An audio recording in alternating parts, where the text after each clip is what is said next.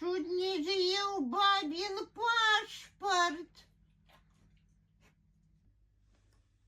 Хоч у мяне і геморрой, хвороба такая, что тяжко ходить с этой хворобой. Кто хвореет, знает, геморрой это тяжко. Але я все равно, хоть и жопа болит, я все равно пойду на выборы. Потому что выборы это важнее, чем жопа.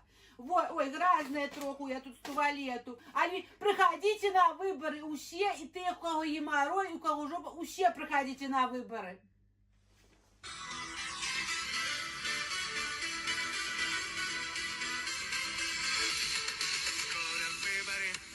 Встречи, спикеры, все кандидаты хороши. Кого же вы отметите? Скоро выборы, а с экранов дикторы спросят, где же были вы, а что вы им ответите? На выборы так надо, нас пригласили всех. Мы выбираем правду, мир, стабильность и успех. Ты в этот день февральский права реализуй.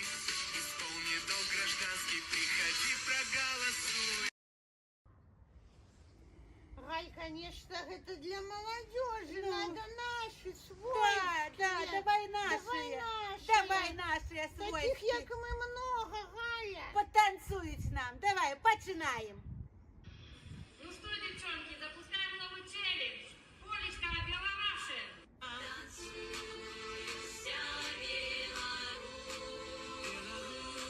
И гости наши под планку белорусин.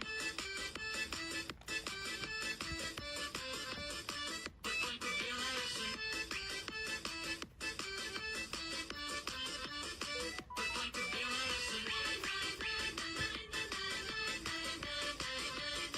Под планку белорусин.